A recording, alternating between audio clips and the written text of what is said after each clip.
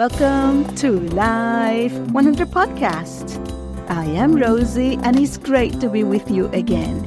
On today's episode of Women Leading with Purpose, it is an honor to feature Dr. Laura Boykin Okalebo, a senior scientific consultant, TED Talk speaker, and TED Senior Fellow, a prestigious title given to innovators making an extraordinary impact across disciplines.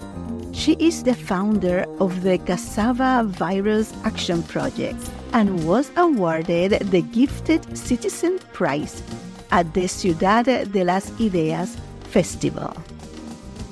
Doctor, it is great to have you with us today, and tell us about yourself, about the projects that you have led, and about the initiatives that you are working at this time. Rosie, thank you for that amazing introduction. My name is Laura Boykin, and I've recently been married, so I have another name, Laura Boykin Okalebo.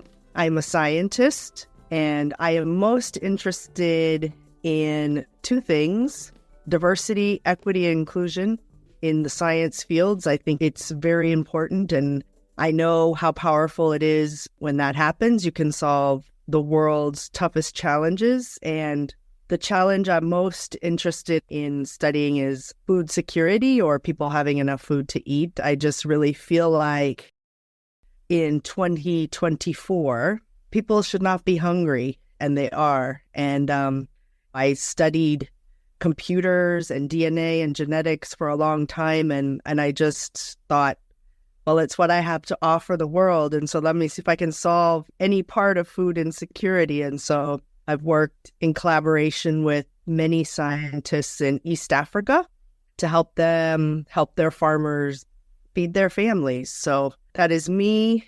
That is what I do and why I do it. You had a beautiful tech talk, and there is so much information about the project at the time and all the technology that you were able to apply and your knowledge that you brought. What are you working on right now, and what is the future?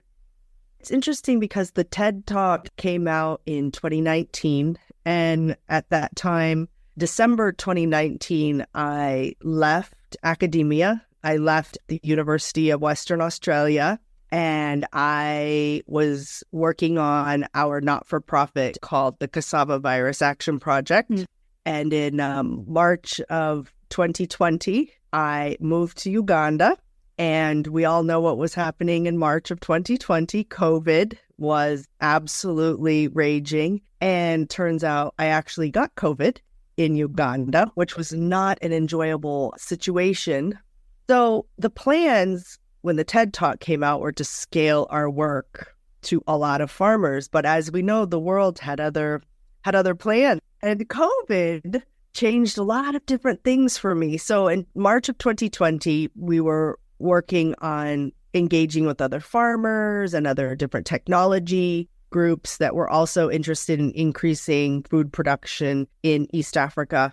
But it wasn't safe for us to travel around to farmers in that situation with COVID raging. And so it was an awakening for me, because I thought, wow, I have all of these diagnostic tools with me to help farmers, but I can't even help myself figure out what I'm sick from. So it was a moment of reflection on, we need to do a better job of integrating agricultural health and human health. And since then, what is the state of affairs for me now? What am I interested in now? It's this idea of One Health. So all of these different aspects that we encounter every day, the environment, detection of viruses in wastewater, food security, all of these things, protecting endangered species, the tools that we were using for farmers also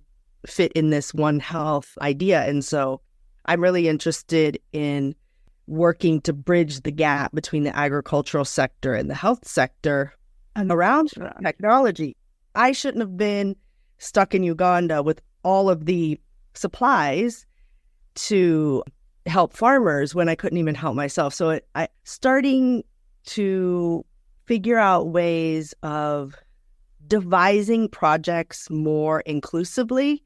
So at the very beginning, let's not just get our laser focus on agriculture, but if we're going to be in a country working on something, how can we bring communities together, scientific communities, the government around the technologies? I think there are a lot of lessons that were learned. And moving forward, that's what I hope to do, is work on that. And I'll also say people are using the portable sequencing, the nanopore portable pocket genomics thing for farmers in East Africa now. So one of the best things that happened from our project was there was a scientist named Charles Kayuki who has now been hired by that company to spearhead the movement in East Africa. So it's the biggest win. One of the things I'm proudest of is job creation. It matters. It matters. So I had to pivot and not be in East Africa because of COVID. And so I came back to the US, thought, what can I do? So I work now for this company called BioTeam that does scientific consulting. And that's what I'm working on now. But my heart will always remain with farmers. I don't know what the future holds, but I'd love to continue along the lines of equity design.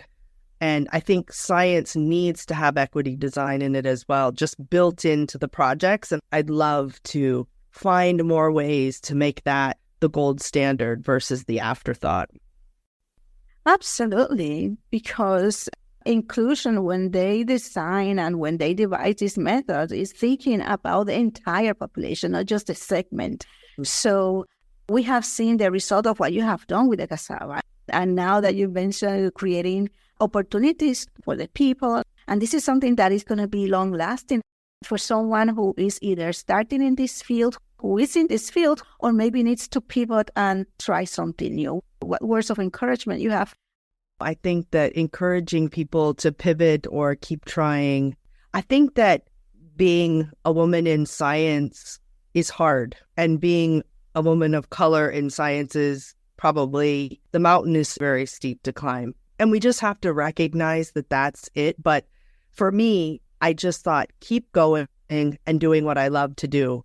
You just have to, in your heart, find that thing you want to work on. And no matter what anyone tells you, you have to keep going. It sounds so cheesy, but it's the truth. And when people are telling you no, it's just ridiculous. There's so many levels and barriers that they're trying to enforce on top of you. You just have to do it. Yes, there are ways. And there is proof of success. So we need to try, and we need to keep trying.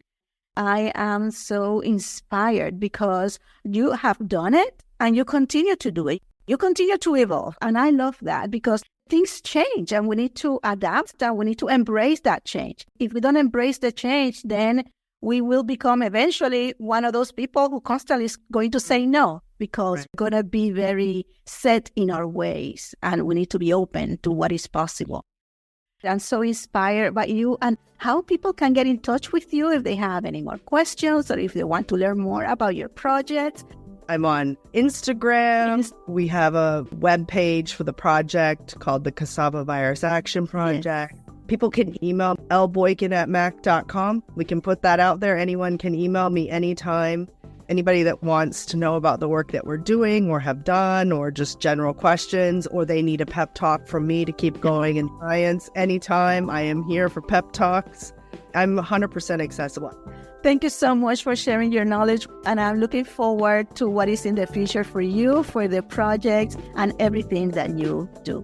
Thank you so much. Thank you. What a great conversation, and thank you for sharing this message, for being part of this journey, of this community. And I invite you to visit her social media that is full of insight and inspiration. And once again, thank you for listening, and leave a comment and subscribe. Follow us because, like I always say, life is better when we live it at 100.